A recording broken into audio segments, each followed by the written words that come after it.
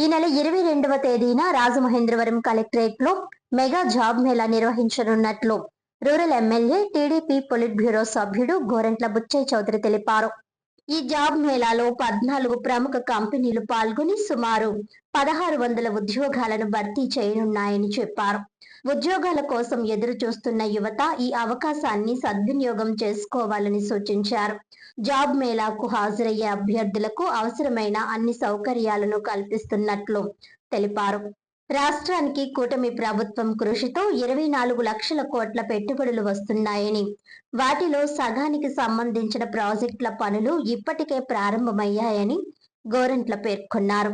ఉత్తరాంధ్ర, రాయలసీమ ప్రాంతాల్లో భారీ పరిశ్రమలు ఏర్పాటవుతున్నాయని, మంత్రి నారా లోకేష్ కృషితో ప్రపంచ స్థాయి సంస్థలు రాష్ట్రంలో పెట్టుబడులు పెట్టేందుకు ముందుకు వస్తున్నాయని అన్నారు. నక్కపల్లి, కడప ప్రాంతాల్లో స్టీల్ ప్లాంట్లు, అలాగే ఆటోమొబైల్, సెల్ ఫోన్ తయారీ పరిశ్రమలు రానున్నాయని చెప్పారు. ఈ పరిశ్రమల్లో ఉద్యోగాలు పొందేందుకు యువత నైపుణ్యాలను పెంపొందించుకోవాలని సూచించారు. రాజమహేంద్రవరం రూరల్ నియోజకవర్గాన్ని రాష్ట్రంలో ఆదర్శంగా తీర్చిదిద్దేందుకు కృషి చేస్తున్నామని తెలిపారు. పొట్టిలంక బ్రిడ్జ్ గత ప్రభుత్వంలో శిలా ఫలకాలకే పరిమితమైందని, కూటమి ప్రభుత్వం అధికారంలోకి వచ్చిన తరువాత నిధులు మంజూరు చేస్తూ జీవో జారీ అయిందని చెప్పారు.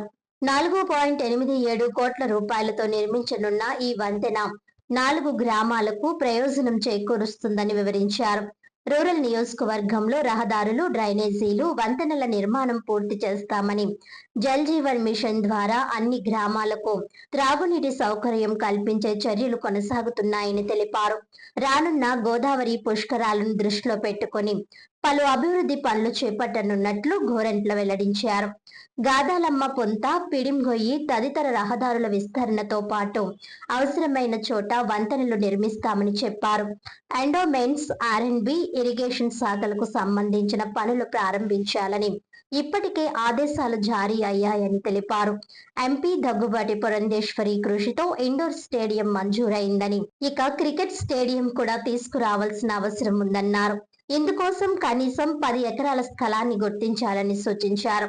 అలాగే పెరుగుతున్న జనాభా అవసరాలను దృష్టిలో ఉంచుకొని మరో 2 పోలీస్ స్టేషన్లు, ముఖ్యంగా క్వారీ ఏరియాలో ఒకటి ఏర్పాటు చేయాలని కోరారు. గ్రామాల విలీనంతో రాజమహేంద్రవరం గ్రేటర్ నగరంగా రూపాంతరం చెంది దాదాపు 10 లక్షల జనాభాతో విజయవాడ, విశాఖపట్నం తరహాలో అభివృద్ధి చెందుతుందని ఆశాభావం వ్యక్తం చేశారు. మున్సిపల్ కార్పొరేషన్ ఎన్నికలు త్వరగా నిర్వహించేందుకు తన వంతు కృషి చేస్తున్నట్లు తెలిపారు. ఈ సందర్భంగా మాజీ మంత్రి, మాజీ ఎంపీ ముద్రగడ పద్మనాభంతో తనకున్న అనుబంధాన్ని గోరంట్ల గుర్తు చేసుకున్నారు.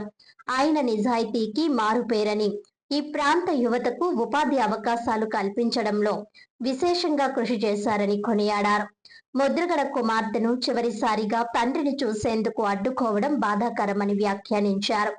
ముద్రగడకు ప్రభుత్వ లాంఛనాలతో అంత్యక్రియలు నిర్వహించాలని ప్రభుత్వం నిర్ణయించినప్పటికీ దానిని కూడా అడ్డుకోవడం శోచనీయమని అన్నారు.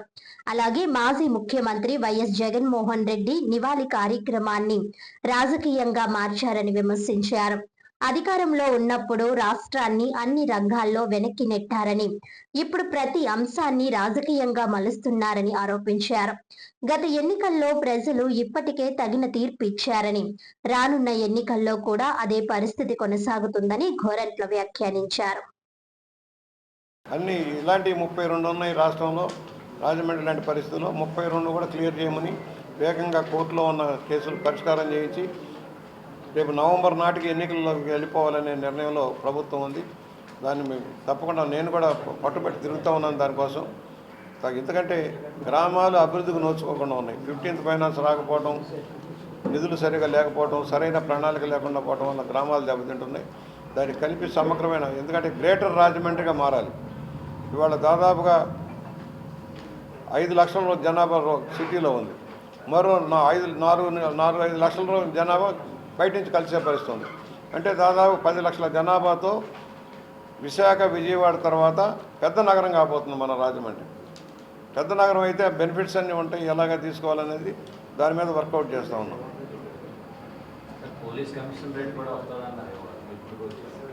ఆల్రెడీ జిల్లా హెడ్ క్వార్టర్స్ ఎస్పీ గారు ఉన్నారు, చూద్దాం, అవసరం బట్టి పుష్కరాల నాటికి ఏది అవసరమో అది తీసుకుందాం. పుష్కరాల నాటికి ఎందుకంటే ఇంకా 2 పోలీస్ స్టేషన్లు కట్టాల్సింది ఉంది.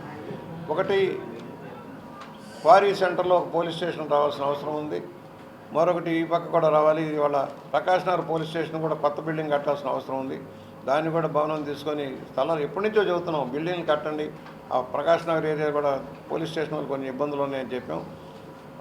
1-2 పోలీస్ స్టేషన్లు కొత్తవి కూడా శాంక్షన్ చేయాల్సిన అవసరం ఉంది. రాజమండ్రికి సంబంధించింది క్వారీ సెంటర్తో ముందుగా పుష్కరాల లోపల సాధించడానికి ప్రయత్నం చేయాలి. ఎందుకంటే రాజానగరానికి పరిమితమైంది. కొంతమూరు రాజానగరం, తొర్రేడు రాజానగరం, వెంకటనగరం రాజానగరం. ఈ పరిస్థితుల్లో రాజానగరం ఎక్కడ, ఈ పోలీస్ స్టేషన్ పరిధి ఎక్కడ, దాన్ని సరి చేయాలని కోరాం. అందుకని పోలీస్ స్టేషన్ శాంక్షన్ చేయమని అడిగాం. హోంమంత్రి గారిని అడిగాం, జీపీ డైరెక్టర్ జనరల్ గారిని కూడా అడిగాం. ముఖ్యమంత్రి గారికి చెప్పి రేపు రాజమండ్రి వచ్చినప్పుడు దాన్ని కూడా శాంక్షన్ చేస్తాం. పుష్కరాలకి పనులు అవుతున్నాయి సార్, ఎక్కడ కూడా అంటే రోడ్లు వైటింగ్లు అయ్యేం కనపట్లేదు, మార్కింగ్లు అయితే ఉన్నాయి. కానీ ఆ పుష్కరాలకి అనుకున్నంత వేగంగా గతంలో మీరు చేయించారు.